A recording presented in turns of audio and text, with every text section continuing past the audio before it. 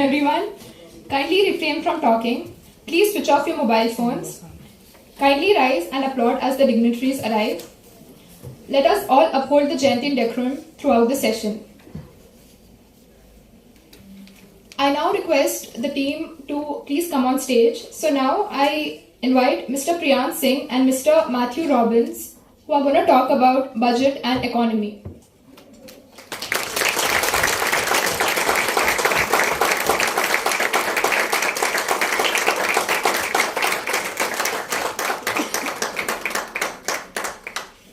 Next, I invite Ms. Ashibha Begum and Mr. Alen who are going to talk about investment and taxation.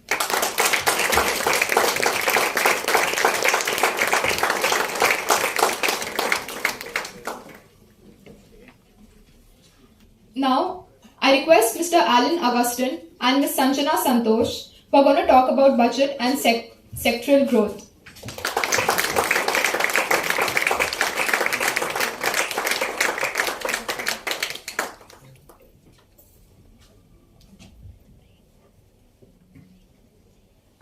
Now, I request Ms. Shriya Sunny and Ms. Nimisha, who are going to talk about the topic budget and common man, to please come on stage.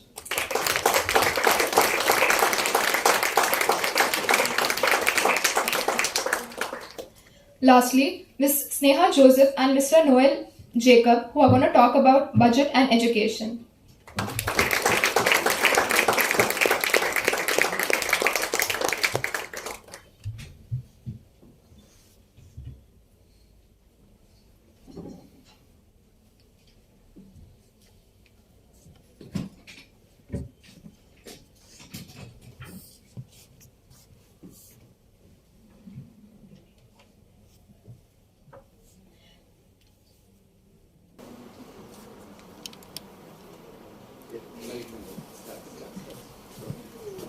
To sacrifice all for the freedom of their people. Albert Luton. A very gracious afternoon to honorable dignitaries, faculty members, student coordinators, and my dear Jayantians. Kristu Jayanti School of Management extends a warm and hearty welcome to each one of you to the Student Knowledge Enrichment Program. This is a prestigious program of the School of Management that provides an introductory glance into the various aspects of business.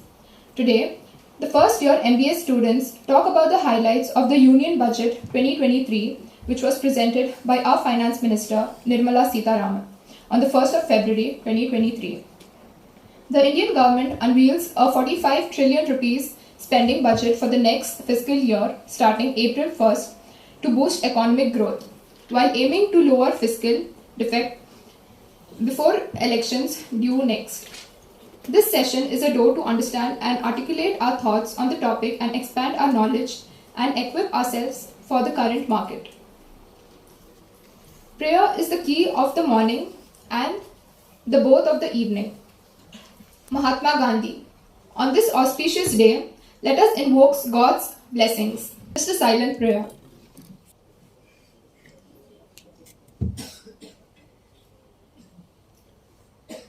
Coming together is beginning, keeping together is progress, and working together is success. I take the pleasure to welcome Mr. M.K. Baby, Head School of Management, Charles Sir and Leo Sir, and all the student coordinators and my fellow Jayantians. I welcome one and all present here to the budget analysis of 2023.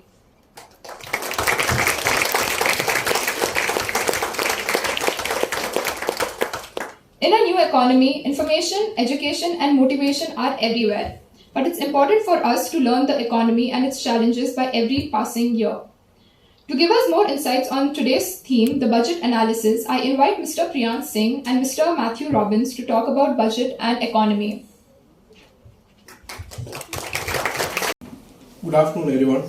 Respected faculties and my dear Jayantians.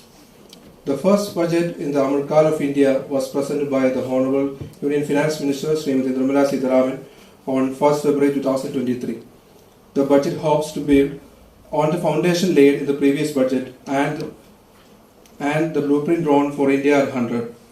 In the 75th year of independence, the world has recognized the Indian economy as a bright star. The Indian economy is in the right path with a bright future. The growth of Indian economy has shown a significant change from the 10th to being the 5th largest economy in the world. This is despite the significant global slowdown brought on by COVID-19 and a war. Therefore, we can claim that the Indian economy is on the right route and has a promising future.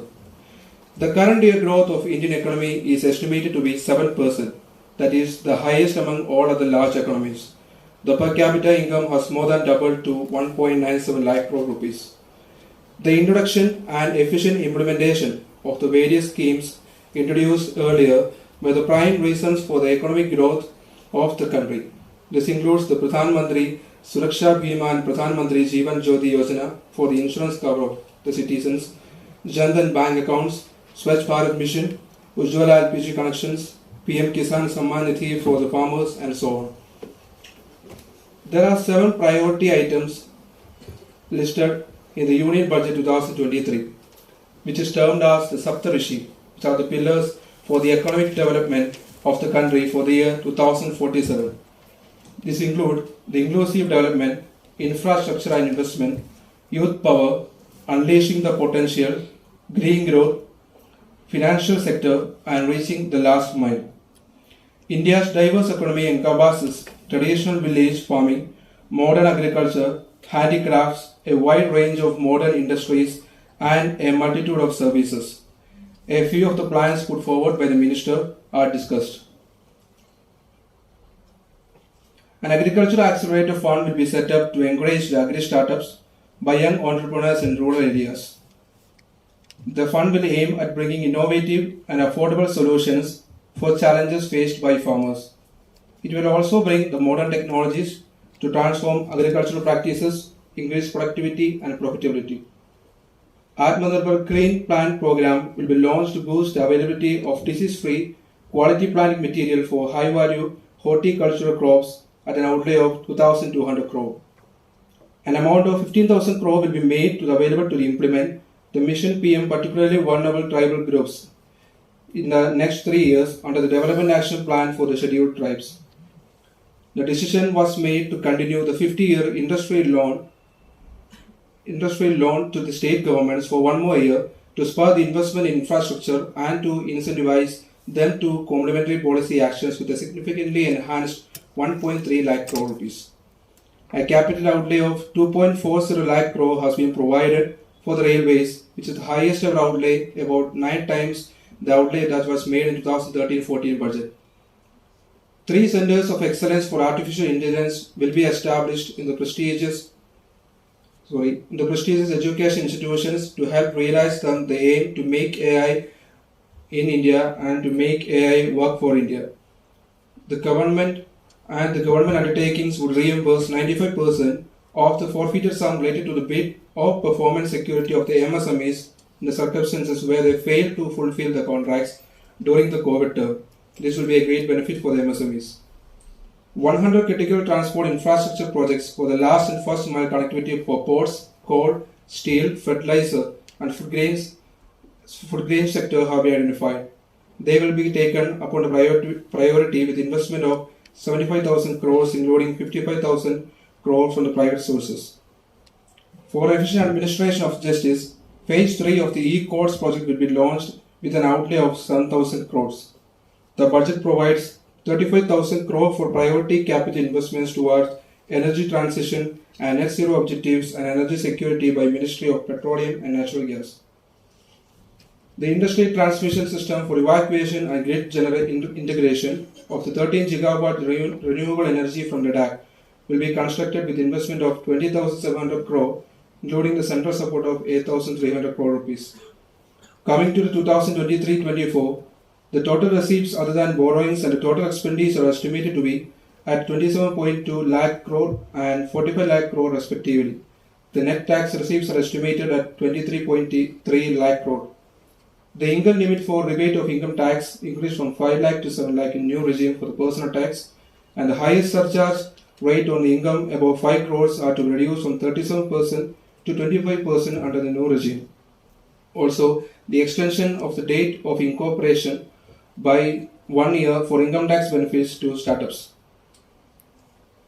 The major allocation of funds for the financial year are discussed as, because for the economic growth, the funds have been allotted to the Ministry of Transport, Railway, Defence, Home Affairs and so on.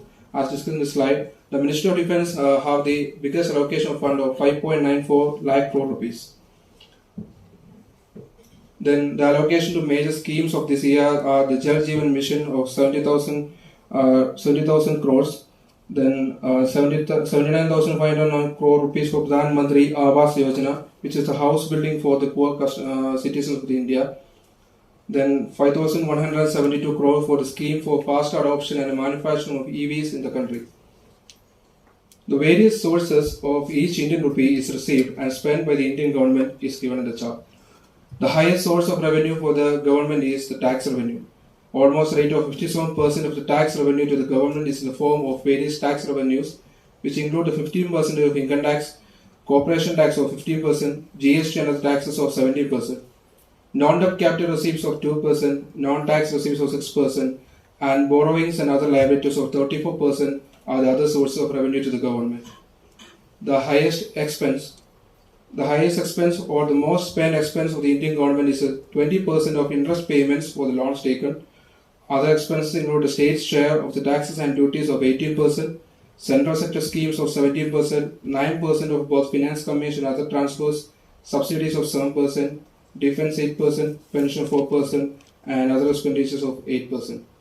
These are the main pillars in the budget of 2023, and I am handing over the section to Priyansh for a further discussion of the economy.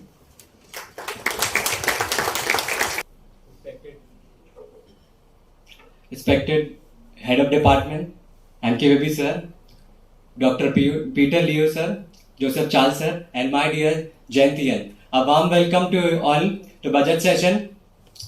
So I am Priyansh Singh and I explain about the economy and budget session. So here's my poster of Indian Budget of Economy 2023. And my teammate already explained some introduction points about budget of economy. We all heard about the 2019 pandemic and later on the warfare or Russia-Ukraine. So it's directly impacted on economics. The economic survey of 2022-23 comes when the global uncertainties and relief barely had the pandemic rickets and the war in Ukraine broke out in February 2022. So move on. So the economic survey.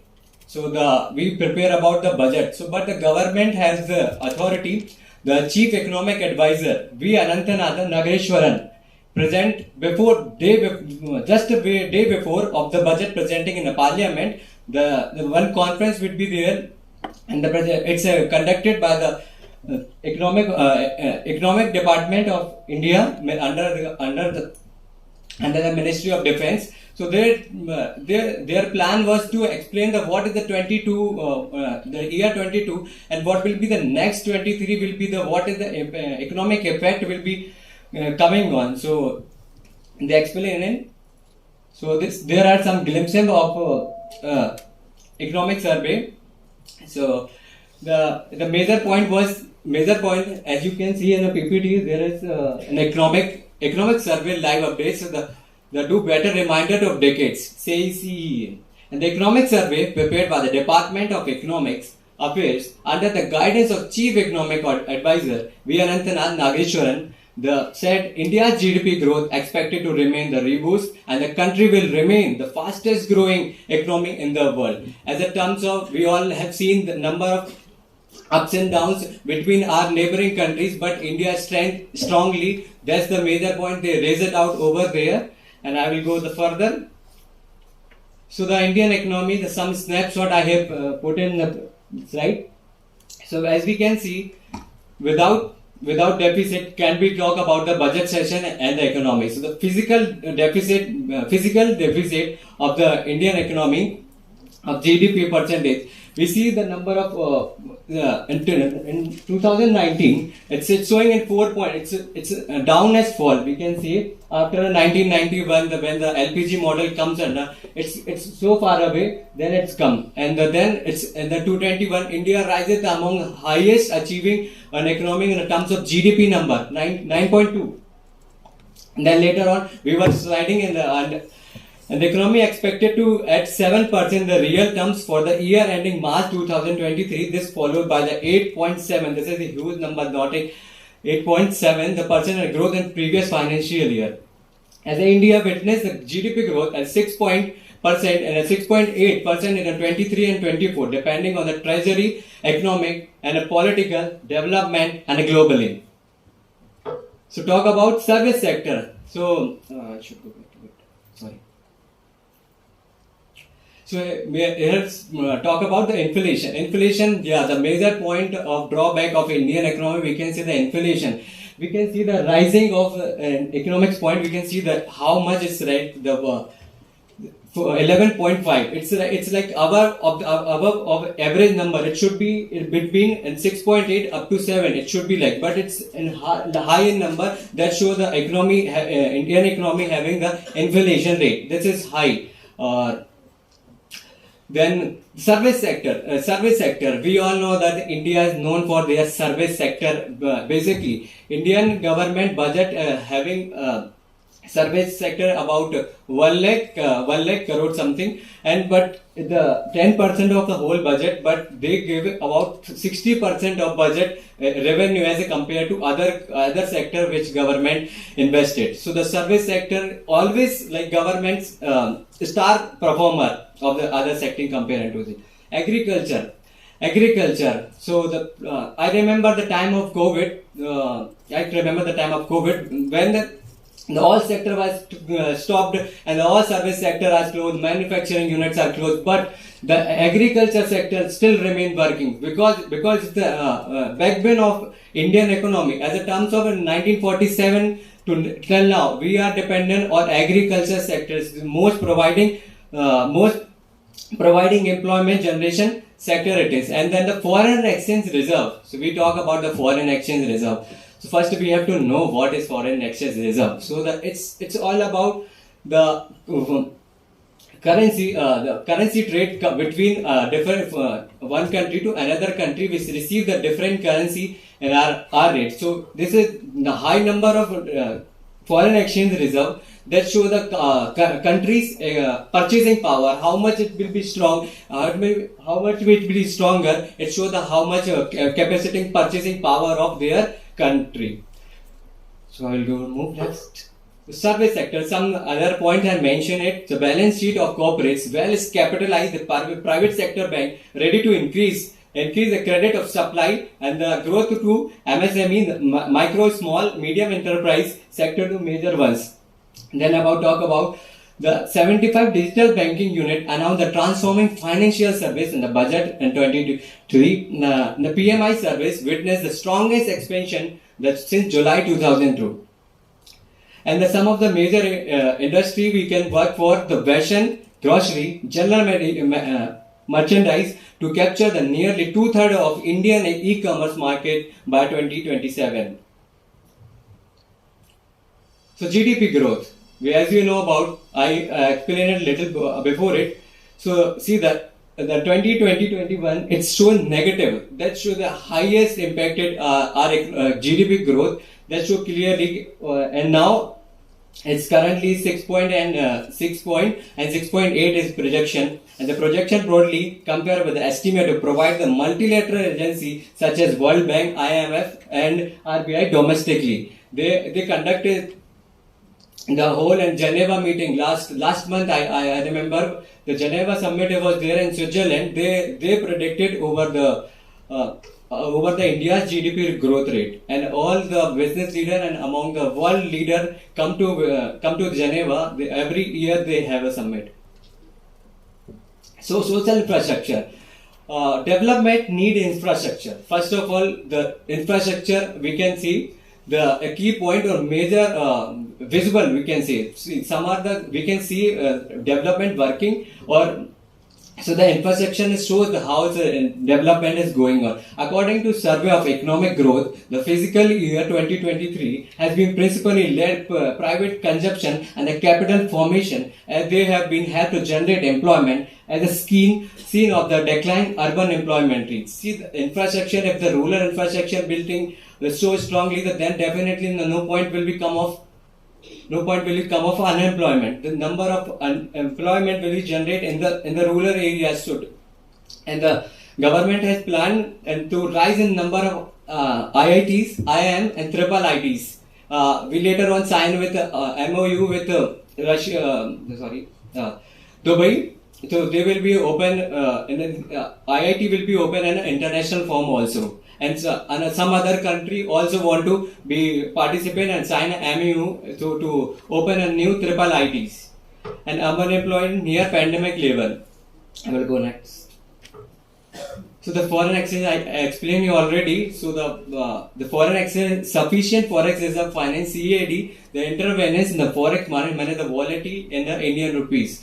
As compared to our neighboring countries, Pakistan and Sri Lanka, they are having less than 1 billion. If I not wrong, they are having less than 1 billion. That shows how we are strongly at foreign maintaining the foreign exchange reserve. So we are holding a G20 presidency. So we always taking care of our neighboring countries. So what is in budget that we are giving to our neighbors? Because they are like in India's policy is like Vasudhaiv Kutumbakam as a G20 motto also it is. So we also think about our neighboring countries. So the Bhutan is the number one who is getting highest amount of aid package to foreign countries. See the depth of allocation, neighboring increase. The Bhutan, before 2023, it was 22,666. Now it's 2,400 is currently now. And then the union budget in the 2024 highest allocation Bhutan as rupees of 2,400 crore, while the lowest allocation Mongolia was 7 crore. Well, you must be thinking why we are giving. We are also the developing nation, and we are giving to these countries. Why we cannot invest in our only? So as terms of geopolitics, and I am a student of geopolitics, so I will tell little about that. You see, if we don't care about our neighbors, then sometimes our other country will capture. Like China, what he's doing that. If we won't focus on our neighbor, then they will definitely make their friends. So it will be more difficult to get friendship back.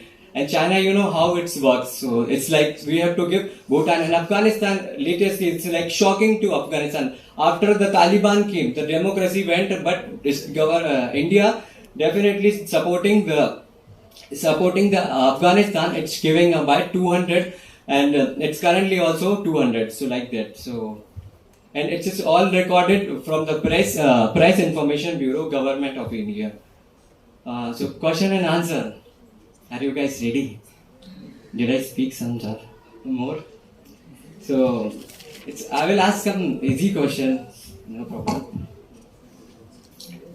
Who is the chief economic advisor? Can you? Yeah, Chandra. Correct answer.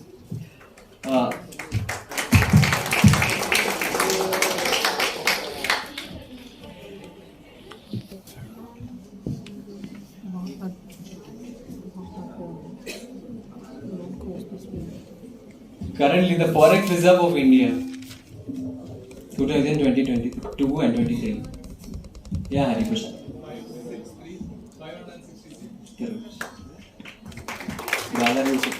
Dollars. Okay. Mathew, you want to ask questions? Just two simple questions. Then, what is the most important proposal in the budget related to technology this year? Anyone? Okay, the implementation of AI related centers in IITs. Okay, then last question. So most common one I will be asking explain what just mention the Saptarishis in the budget. The 7 points explain the budget, which is to be important pillars for the next 25 years. I will tell the answer itself. The first one, the inclusive development, infrastructure and investment, youth power, unleashing the potential, green growth, financial sector, and reaching the last mile. Thank you, everyone. That was a very impressive presentation, wasn't it? So what is investment and what is taxation, and why do we have to pay tax on every good and service that we purchase?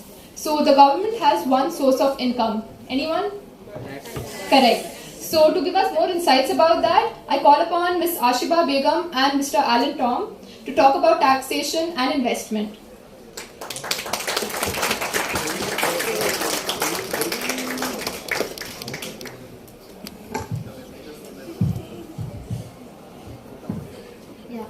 Good morning, everyone. I actually have a thanks to say to the Department of School of Management. And you too. So I go ahead with the taxation part. I'll have some insights on it. So here is the indirect tax part, in which I will be explaining some of the goods which are going to go up and some of the goods which are going to go down. The indirect taxation has some simplification which is made mainly because of three motives. The motive one is higher export. Priyansh actually explained about the foreign exchange reserve. The foreign exchange reserve actually increases when we increase our export. We send our goods outside and the currency of the other country comes inside. That is when a foreign exchange reserve increases. So first simplification was made in higher exports and higher domestic manufacturing units, in which the country is establishing its own manufacturers to increase its own productions. And the third most important simplification is encourage green energy mobility. Green energy mobility is for the sustainable development of the country. And here there are some goods that are listed. Imported luxury cars, which will have been increased from 1/4/2023 because the mobility, the green energy mobility is higher when we use luxury cars. So we are reducing that by increasing the taxes. And compounded rubber will be increased to 10% to 25% or 30 per kg, which is a higher rate which will be paid. Cigarettes, it's also a health hazardous product which will be increased to 16%, the highest of all. And silver, gold, diamonds, the bars will be increased in its customs duties. And we see some other cheaper products here, which is mobile phones. Mobile phones, cameras and its batteries will be given an exemption of custom duties. And lithium ion batteries, I've already told. Shrimp feed was a marine sector which had higher growth, higher exports which was being made in shrimp feed, that is the prawns. So that taxation has been simplified. In all these products, there are some products which will go up, there are some products which will go down. We have to be very careful when we purchase. And going ahead with the direct tax, the budget has it's implemented in such a way that it has more effective on every sectors of the people. So the first and foremost comes a common IT form and grievance redressal system. Whenever a person wants to file his IT, he will be asked to file in particular date. So this grievance redressal system addresses the people who are facing difficulties while filing them. And the next one is 100 new joint commissioners for appeal. When we are having some grievance, we need to go for the appeal. In that case, there are new commissioners that are being appointed to have a faster resolution for your problems. And the MSME avail benefit of presumptive taxation has increased in section 44 AD to 3 crores and professionals under section 44 ADA to 75 lakhs. Only when the company's transactions happen with 5% of cash. If they exceed the 5% of cash, they will not be available to have this benefit. The cooperative tax is 15% higher limit of 2 lakh per member for cash deposit in agricultural banks, higher limit of 3 crores on TDS for cooperative societies. The country is actually increasing its startups fast it was from the previous years. So the direct tax has a simplification to avail the startups to start its incorporation date from 31/3/2023 to 31/3/2024. That is 1 year you can have an exemption. That is reduction in your taxes. TDS, which is being a tax deducted at source, which is reduced from 30% to 20%. Tax reduction is source. Anyone has any idea of it? No.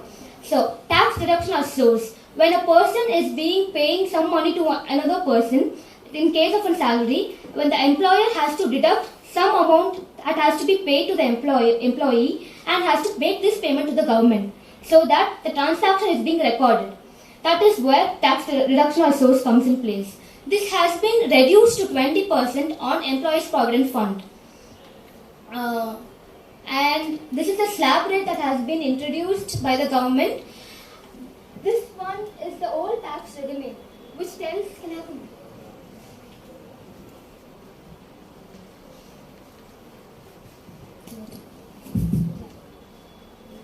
This is the old tax regime, which was implemented before 2020. That is 0 to 2.5 lakhs is nil, 2.5 to 5 lakh is 5%, 5 to 10 lakh is 20%, about 10 lakh is 30%. This is for individuals and HUF. The previous year, that is from effect from 1/4/2020, the income tax slab rate was 0 to 2.5 lakh, which was nil, 2.5 to 5 lakh 5%, 5 to 5.7 10%, 7.5 to 10 lakh 15%, 10 to 12.5 20%, 12.5 to 15 lakh 25%, and above 15 lakh it is 30%. You can see the difference in deductions that will be available if you are opting for an old tax regime and a new tax regime. Which a person is having more deduction will be more optimal to use the old tax regime. An individual can opt both in case, but only one at a time. So the if he has more deduction, it is for him, it is advisable to use the old tax regime. After the budget has been prepared, the new tax regime was revised. That is, the slab rate of 2.5 lakhs was increased to 3 lakhs. If a person is having an income of 3 lakhs, he doesn't need to pay any tax. From 3 to 6, it is 5%. 6 to 9, it is 10%. 9 to 12, 15%. 12 to 15, 20%. Above 15 lakh is 30%. I have an example to make. It would be useful if some of you actually try it out. A person having a 9 lakh of income will be actually coming under 3 to 6 lakhs, that is 3 lakh will be charged under 5%, 6 to 9 lakh will be charged under 10%. That amounts to 45,000 as his tax amount. If he is paying under the old tax regime, that is this person, he will be paying it for 60,000, which is 10%, 25% reduction in his income. If a person is paying very less tax, his income is actually increasing. In case of 15 lakhs income also, the person's income actually increases and the tax which he pays reduces in the new tax regime. That is the best benefit for the individuals that have been arising out of the budget. And here are some points on the budget's places, which is the first and foremost the rebate under section 87A. Rebate is a refund that a person receives when his tax liability is being less than the tax he has paid. For an example, I pay a tax of, suppose saying 50,000, but my tax liability is only 45,000. That 5,000 is a rebate, which I will be getting back from the government, because my tax liability is only 45,000. So that has been increased from 5 lakh to 7 lakh, which was already stated in the previous slide. In this slide, it was stated that side. The rebate under section 87A was 5 lakh, which has been revised in this current budget to 7 lakhs. The highest surcharge rate. Surcharge rate is a rate that a tax amount is being paid when an individual is having 5 crore and above of income. That is being reduced from 37% to 25%. That is also a very good news for persons having more income. And increasing tax limit, exemption tax limit, 25 lakhs from 3 lakhs on leave encashment retirement for non-government salaried employees. Salaried employees have one more benefit of standard deduction of 50,000, which is being availed by the salaried employees. For business establishments, required to have a permanent account number. Everyone is actually having a permanent number, but it's for establishments, it is compulsory. That will be used as a common identifier for all digital systems for specified government agencies announced by Sitaraman in Budget 2023. That is, your PAN number will be used in any sector of the government which you get into and find your own details. The minimum investment limit under Senior Citizen Savings Scheme has been hiked from 15 lakhs to 30 lakhs. From this, I would like to have an insight that we management students should know the tax limits, slab rates, so that we can suggest or implement it in our own personal lives. I hand over to Alen Tom for investments insights.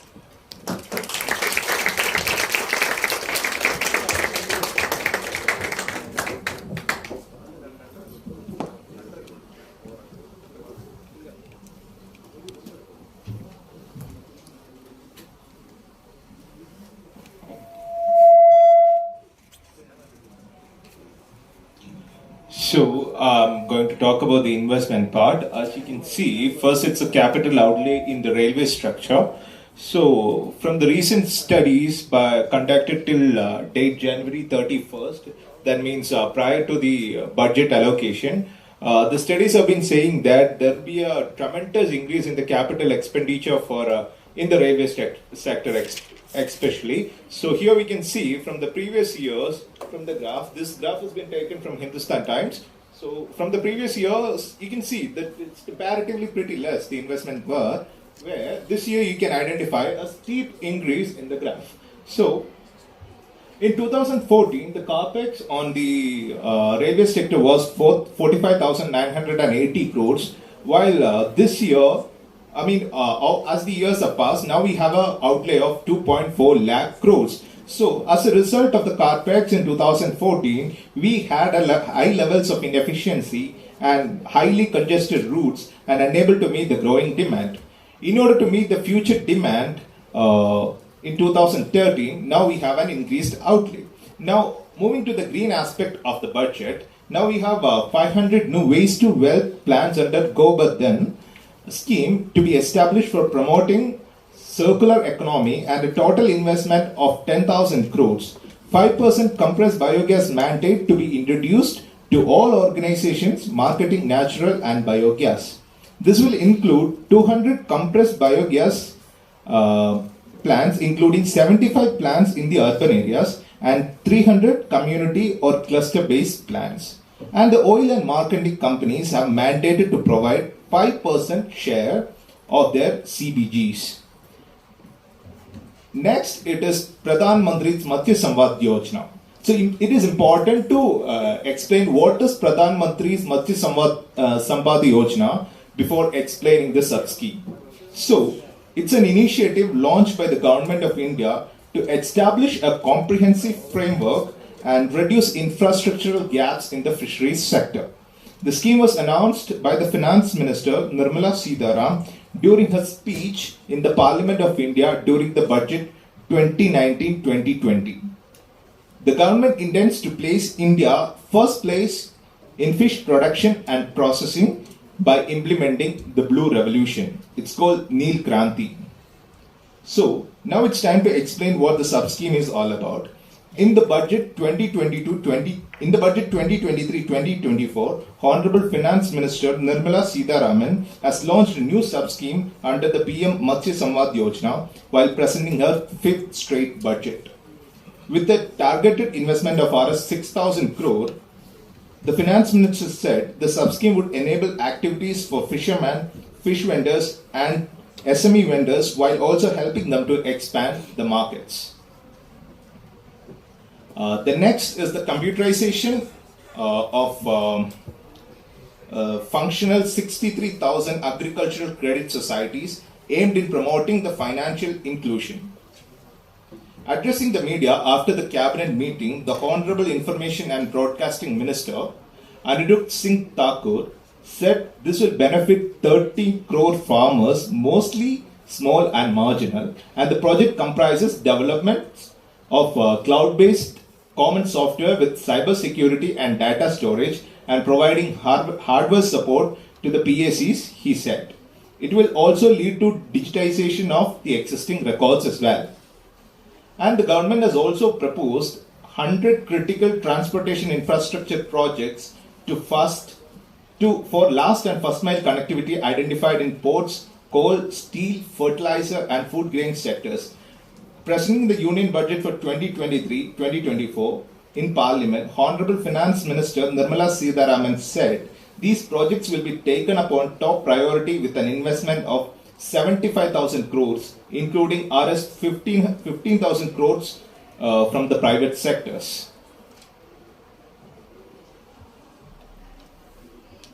Now, it's important aspect of the another important aspect of the present budget was the development of the PVTG, that is particularly vulnerable tribal groups across the country. So, this plans for the PVTG directly impacts around 31,000 villages of India, 18 states and 1 union territory. The announcement was made during the presentation of the Union Budget 2022-2023. Ms. Sitharaman said the Union government was putting forward an expenditure outlay of 15,000 crore, making an amount available over the next 3 years for the implementation of this mission. This will saturate the PVTG families and habitations with basic facilities such as safe housing, clean drinking water and sanitization, improved access to education, health and nutrition, road and telecom connectivity and sustainable livelihood opportunities. The finance minister said, adding that amount being set aside for this will spend under the action plan of scheduled tribes.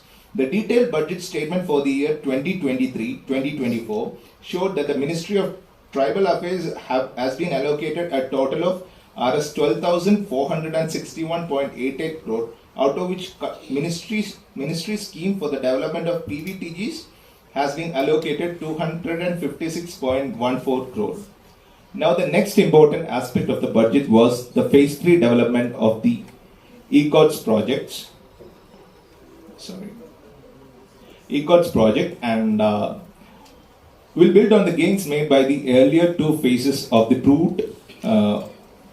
that proved crucial in the delivery of justice during the time of COVID-19 pandemic.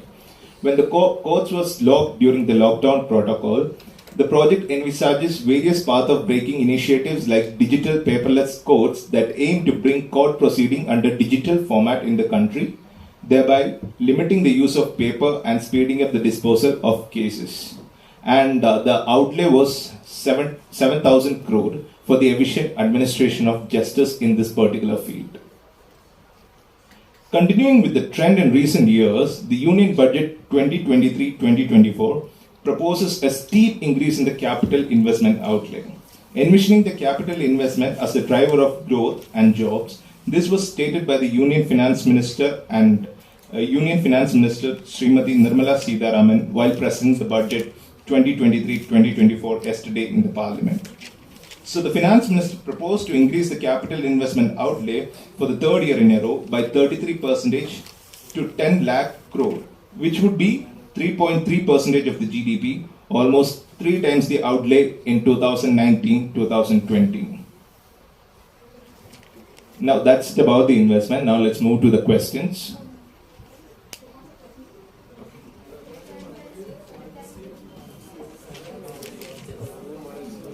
Thank you.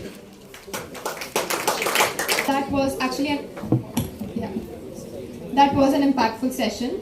So to enhance it more, I would quote a quote by Jim Talent, which goes, when the private sector does well, there is revenue for the public sector as well. So that's actually true, and to make the statement more powerful, I would call upon Mr. Alen, Augustine and Ms. Sanjana Sandhosh to give their views about budget and sectoral growth.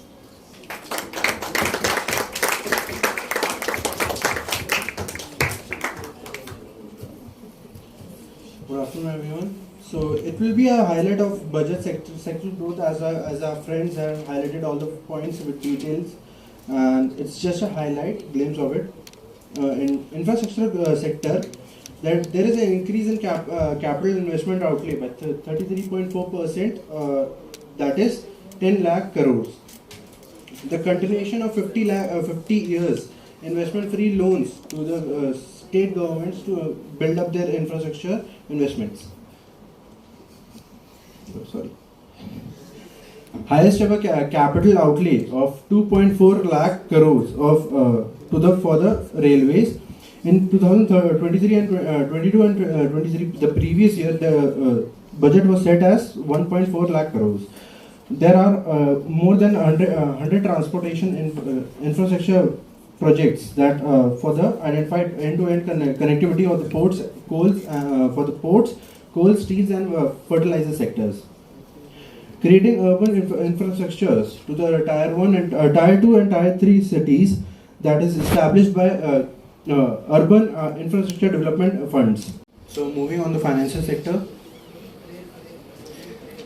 So setting up the National Financial Information Agency registry to enable efficient lending to the international financial to promote financial inclusion and enhance financial stability. And for the second initiatives, the setting up a central data and processing center for faster handling of administrative work under the Companies Act. Credit guarantee schemes for MSMEs. They have enable additional collateral-free guarantee credit of up to 2 lakh crores. And for the Mahila Samman Bachat Patra, they have given one-time new small savings scheme for 2 years period of deposit facility up to 2 lakhs for the women. Benefits for the senior citizens are they can maximum deposit up to 15 to 30 lakh up to in their savings accounts. And some of the government schemes are as our friend talked about. It's Eklavya Model Residency School promotes all the ST students to get the educational benefits, and scheme for faster adoption of the manufacturing of EVs. Pradhan Mantri Awas Yojana for giving free EMI loans and to have a low interest rate in the EMIs. North Indian and the development of pharmaceutical industries for improving the medical sector, and Jal Jeevan missions for providing adequate drinking water and clean water. That's it. I call upon Sanjana for the next.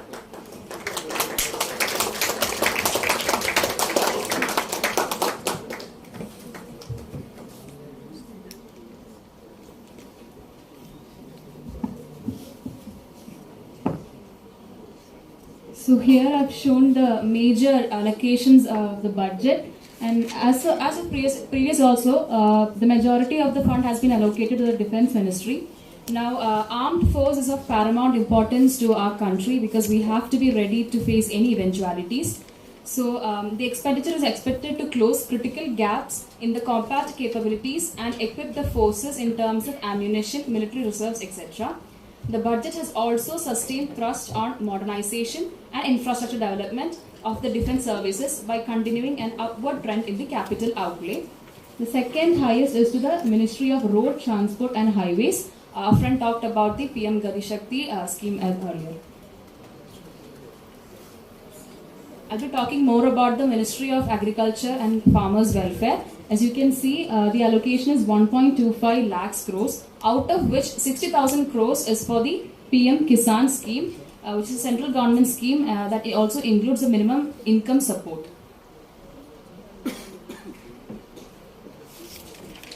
So next we'll be focusing on the agriculture, fisheries and cooperatives. As Priyansh mentioned earlier, agriculture is the backbone of our country, and according to the economic survey, the agriculture industry has been growing steadily in the past 6 years, but it requires some kind of reorientation to make it more improved. So here are the key highlights of the union budget, that is our Amritkal budget of 2023. Now, the first one is building digital public infrastructure. The budget aims for an open source digital infrastructure for agriculture and an agriculture accelerated fund focused on youth in rural areas. Now, this particular infrastructure will help develop farmer-centric solutions for crop planning, crop estimation, market intelligence, credit, insurance, among other benefits. The next is the A&B Horticulture Clean Plant Program to be launched. That is Atmanirbhar Horticulture Clean Plant Program. It focuses on developing high-quality seeds, disease-free seeds for horticulture purposes, and the investment for that particular scheme is 2,200 crores. And then the next is targeted funding. The Government has increased the agricultural credit facilities to rupees 20 lakhs. Now this is expected to help the farmers to bring in more modern technology and inputs to the farming sector. And also for this purpose, 63,000 primary agriculture credit societies computerization has also initiated. And this is also applicable to the animal husbandry, dairy and fisheries and other livestock sectors as well. The next is setting up a widely available storage capacity so that the farmers can store their products and also make them available for sale at the right time. Now, the other highlight is setting up of the Agriculture Accelerated Fund.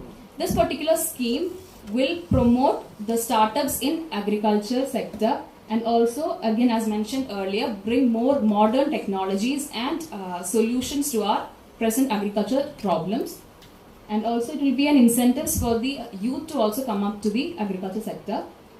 And much emphasis has been laid on agri-tech industry in our particular Amritkal budget. Almost 600 crore has been allocated for the promotion of agriculture sector through technology, and rupees 450 crore has been made for digital agriculture mission as well. Now the next is making India global hub for millets. The millets has been named as Sri Anna. I don't know if you know, but United Nations has made 2023 as the year of millets. It was according to a proposal made by India, which is backed by 70 other nations. So now the budget is proposing to make to promote millets growth in our country, and for this very purpose, a Hyderabad-based institute called Institute for Research for Millets has been made for us as a center for excellence for this particular aspect. Now this is considering the cooperatives. The lower tax rate for the new manufacturing companies will also be applicable to the cooperatives, and the 10,000 crore tax relief has also been given to the sugar cooperatives. Now the credit facilities for each member in agriculture cooperatives has also increased to rupees 2 lakh per member, and also the cooperatives can withdraw up to 3 crore in a year without TDS on such withdrawal. Also the next scheme is Sahakar Ke Samriddhi, which is to boost the cooperative society along with the agriculture sector as well. Again, this is a highlight of what my friends mentioned about. That is the PM Matsya Sampada Yojana and the reduction in basic custom duty, which would reduce the cost of certain inputs, and that would promote more production in our country. Another highlight of our budget is green growth. And here we have PM Pranam, which is a program for restoration, awareness, nourishment and amelioration of Mother Earth, which focus on also incentivizing the state and union territories to use more of alternative fertilizers and make a balanced use of chemical fertilizers as well. Then we have centers under Bharatiya Prakritik Kheti Bio Input Resources set up for micro fertilizers development. Now, highlights about the health sector. 157 new nursing colleges is about to be established for this very purpose. Our friends will talk more about this later. And also, sickle cell anemia elimination mission is to be launched. This is for sickle cell anemia is a disease that affects the red blood cells. So, fund has been allocated to this particular scheme as well. Now, new program to promote research in pharmaceuticals is also launched. Much emphasis has been given in research in this budget. Also, the government, the budget emphasizes that both the public and the private sector should work hand in hand for this very purpose. Facilities will be made in the ICMR so that the public and the private can do the research for the very purpose. And also, as mentioned earlier, millets has been promoted, and I've read some reactions of the doctors where they said that it's good because millets has been said to reduce diabetes. So, especially in our country, it is increasing, diabetes is increasing much. So, promotion of millets would be a good aspect according to them. Now, focusing on tourism. Tourism did have been affected during the COVID situation. Now, let's see the schemes relating to that. One of the major aspect of the budget in the tourism regarding is 50 destinations has been boosted to give a package. A total tourism package has been initiated for that very purpose. Another is Unity Mall. the state government or the union territories can set up a unity mall in their capital city or the most popular destination to promote one product idea. The next is mission mode. That is a convergence of both the public, the central government, public and the private to promote the tourism. The next is Dekho Apna Desh, and this particular scheme is to promote domestic tourism. Thank you. Well, we've heard our speakers give their valuable insights on the topic. So there is one question which has arisen in everyone's mind right now. So how is the budget going to affect our lives? And what impact is it going to make in our lives? Yes, certainly as MBA students, we do need to know about it because it's going to affect us more than others, because it's also going to help us in estimating the income, expenditure, and also the utilization of resources and many other reasons. So it's time for us to invite Miss Shriya, Sunny and Miss Nimisha to take over the session on budget and common man.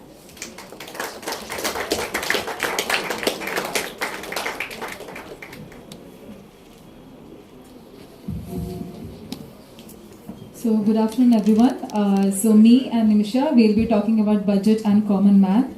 So to begin with, what is budget? It is an estimate of income and expenditure for a set of period of time. And yesterday, the Union Finance Minister Nirmala Sitharaman had presented the Union budget for 2023. She has announced major changes in the tax slabs under the new tax regime and a big hike in allocation for railways and capital expenditure. So the expectation that every common man has from the 2023 budget is a favorable tax slabs. Like the tax slab which was there, the old tax slab regime was not as favorable to every person, every income earning person as which has turned out to be in the new tax regime. Long-term capital gains tax on equities. So the long-term capital gain tax on equity was 10% earlier, and the exemption on healthcare expenses. So after the COVID pandemic, we all know the importance of healthcare, and we also are looking forward for the development of healthcare infrastructures and facilities, and also the reduction in the expenses in healthcare. Popularizing and incentivizing NPS. So NPS is actually the National Pension Scheme, which is a contribution retirement saving scheme, and it is to enable the youth or the people of the nation to have a habit of actual savings. So this is a poll that I have seen in the Hindustan Times regarding the budget 2023. So this is what the nation India has actually polled for. Like they expect the budget of 2023 to focus more on healthcare and education rather than infrastructure spending and containing fiscal deficit and boosting FDI. So this is actually the 7 priorities of budget 2023 and all the new initiatives. Changes in personal income tax slabs, small savings schemes for women, national co-op databases in the work, centers of excellence for AI, 100 labs to develop 5G apps, green credit program, financial info registry, plan to promote R&D in pharma, 157 new nursing colleges and agri accelerator funds. So this is a graph which shows the expectations of common man from the budget 2023.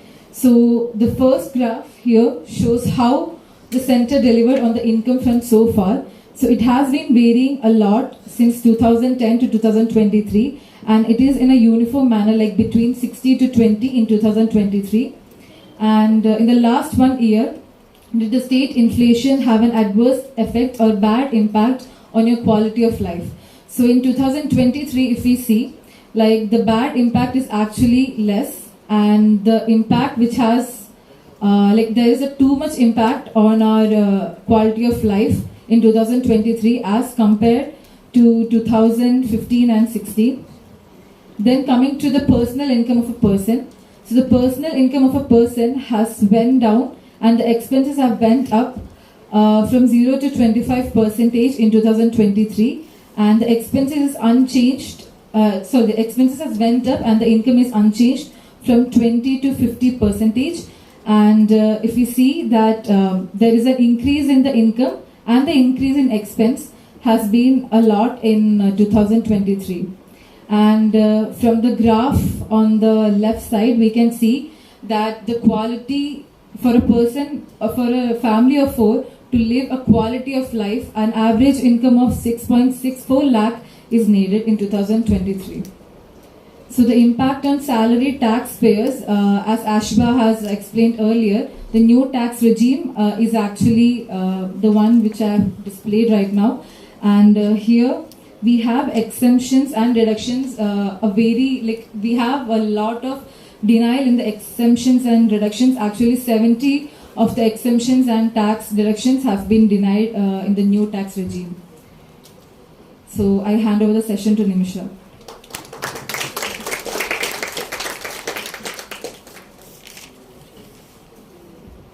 Thank you, Shriya. Let's take a step closer to the topics that Shriya has discussed. Okay, so the union budget that is published yesterday prioritizes 7 topics or 7 key areas, which is ranging from inclusive development to fostering or harnessing the power of youth to a major push for green energy. Some of these are in connection or in collaboration with the Amrit Kal. As we all know, Amrit Kal is the next 25 years for India, which is a technology-driven and knowledge-based economy. So what is Amrit Kal's first budget got in store for the common man? So we know the e-codes have been launched for effective administration of justice. 15,000 crores rupees has been allocated towards socio-economic development of scheduled tribes in India. 100 labs for 5G services-based applications on smart classrooms, smart healthcare applications and intelligent transport system will be witnessing through the 100 labs for 5G services, and free food grain to all Antyodaya and priority households for next 1 year under Prime Minister Garib Kalyan Anna Yojana. This scheme has been started post COVID pandemic, and this continues to be there for the next 1 year. And there is special allocation for funds for the irrigation facilities in drought affected areas in Karnataka. We know that G20 summit is going to be organized in September 2023 in Delhi, India. And this is going to bring in a lot of opportunities for the country in terms of trade and business. Next, moving to infrastructure, there is an increased capital outlay of 33.4% of ranging 10 lakh crores. The highest ever capital outlays for railway this year. This is to increase the infrastructure facilities of the Indian economy. And there is also 100 transport infrastructure projects identified to connect the ports, coal, steel and fertilizer sectors in India. Moving to the agriculture sector, we have Agriculture Accelerator Fund allocated specially for innovative startups in India. This encourages people to start startups in their respective agriculture domain. And then moving to Shriya, which is the millet. So there is an institution which is Indian Institute of Millets Research in Hyderabad, which is being considered as a center for excellence. This has been introduced by the Indian government in order to increase the export of millets from India to other countries.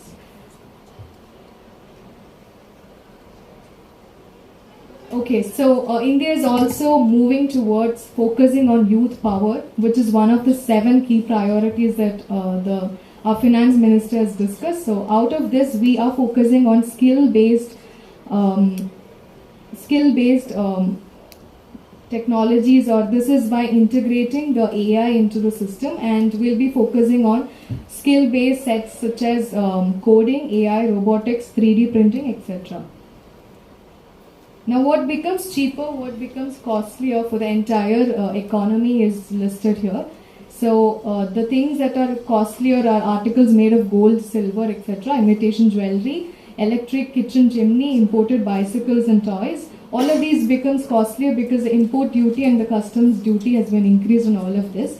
And some of the things mentioned becomes cheaper. This is mobile phones, TV panel, raw materials for EV industry. These are all reduced. This becomes cheaper because the levy has been reduced and also the charges on this has been reduced. It is to foster manufacturing and production within the country. Now moving to the most favorite part of everybody, that is your personal income tax. The tax slabs earlier was 6, now it has been reduced to 5, and also there is an increase in the basic exemption limit from 2.5 lakhs to 3 lakhs. That means none of us has to pay anything on an income that is up to 3 lakhs. There is also reduction in surcharge from 37% to 25% for total income exceeding 50 crore.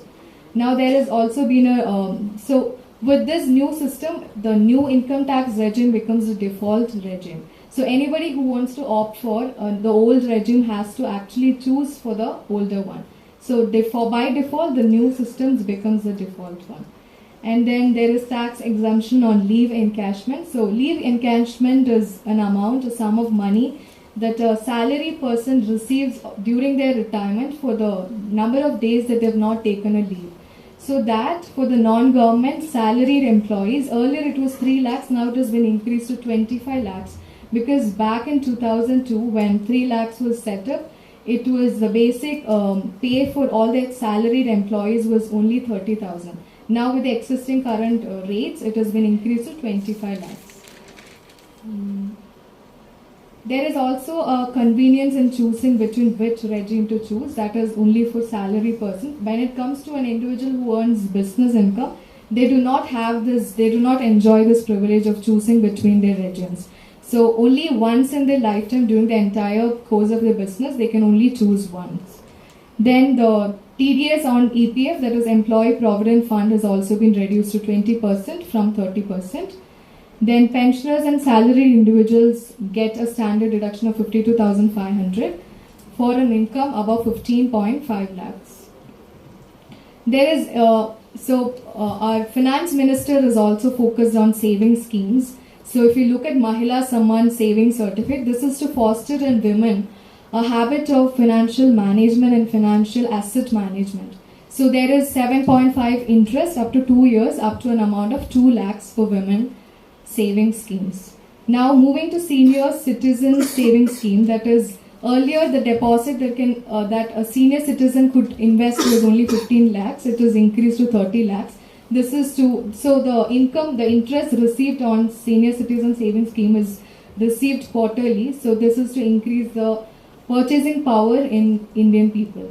Next is monthly income scheme, that has also been increased to 9 lakhs from 4.5 lakh. That is for a single account holder, and for joint holders it is 15 lakhs from now. Any questions? Thank you. Well, the finance minister has announced 1 lakh crore plus as expenditure for education. That is something really big. So to give us more insights about it, I would call upon Mr. Noel Jacob and Sneha Joseph for budget and education.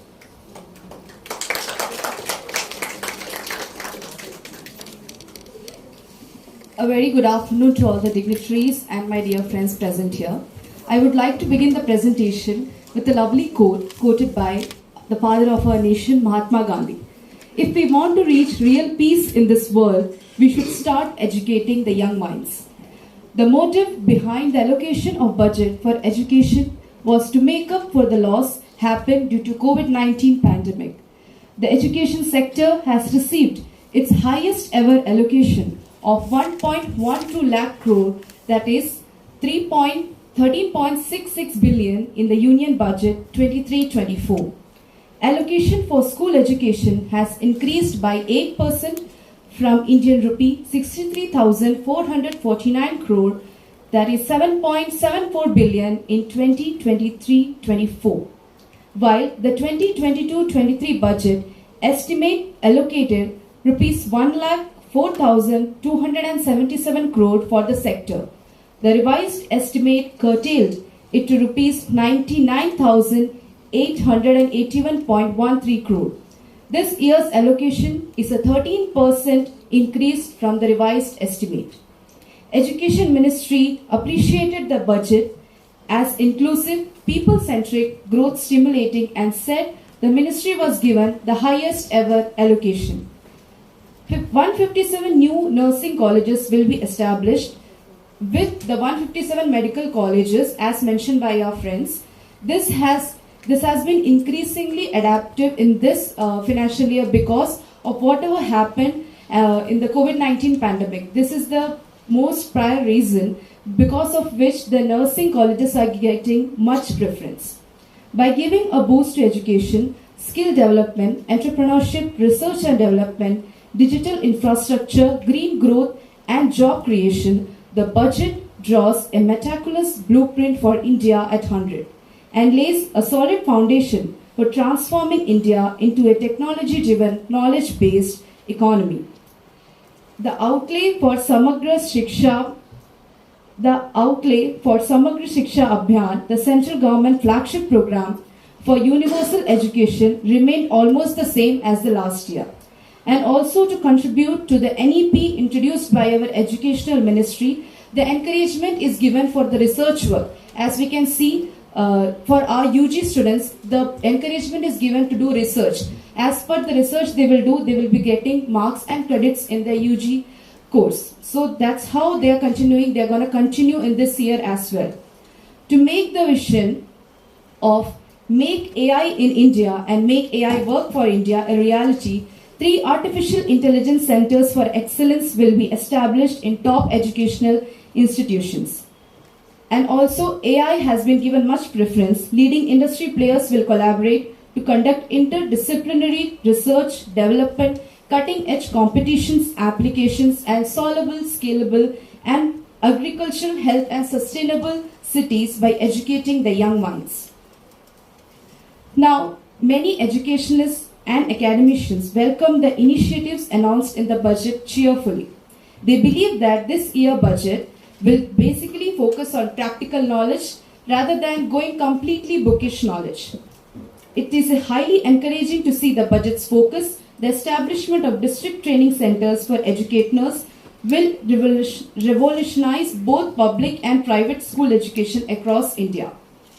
The Union Budget 23-24 spells out progressive initiatives and reforms for the Indian education sector in many areas, including skill development, teacher training, future readiness of learners, and greater accessibility of learning content. The further topics under budget for education will be presented by my friend Noel.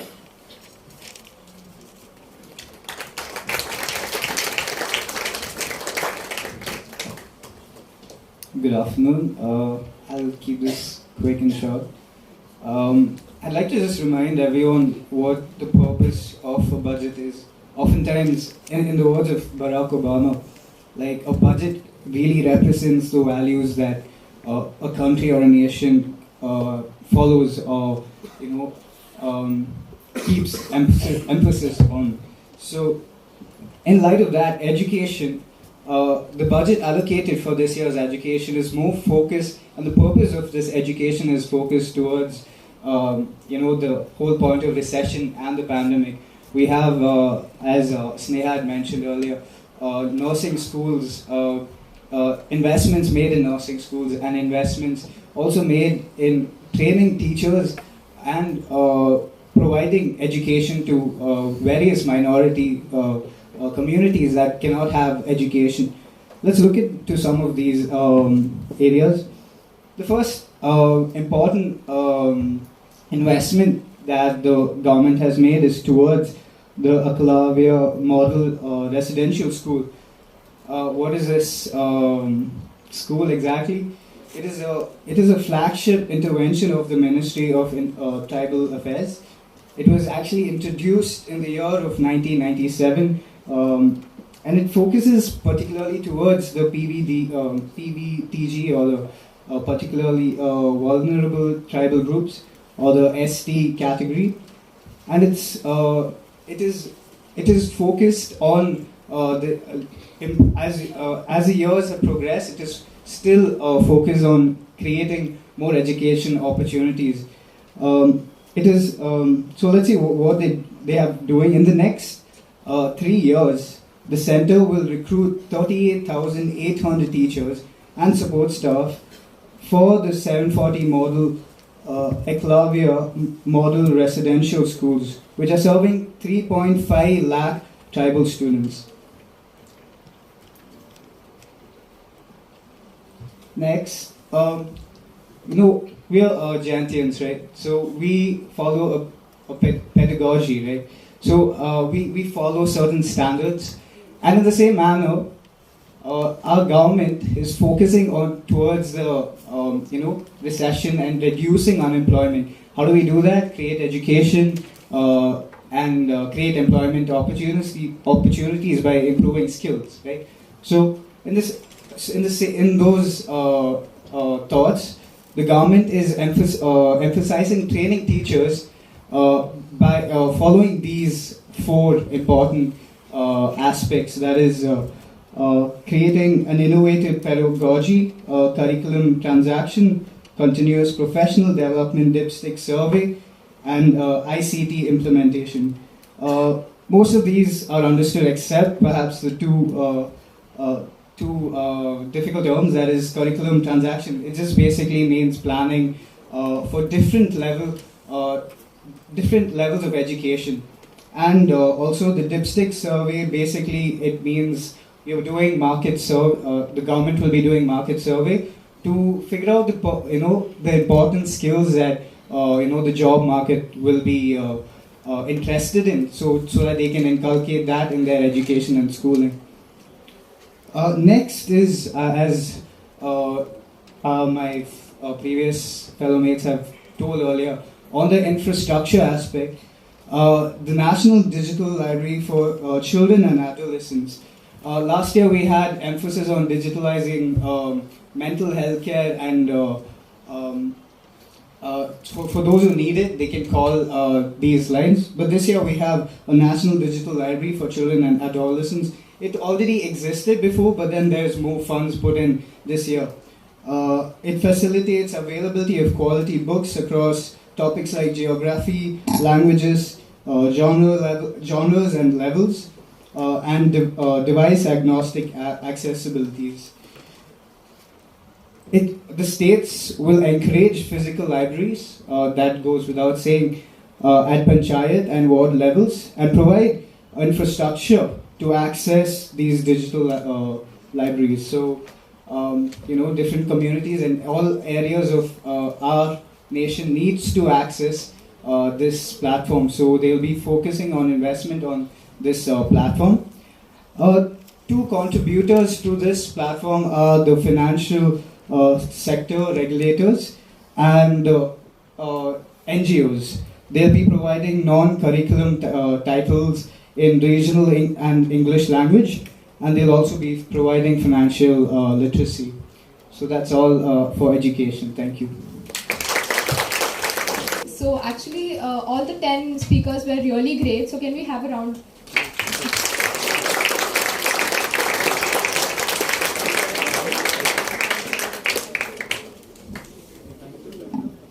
Gratitude is the fairest blossom which springs from the soul.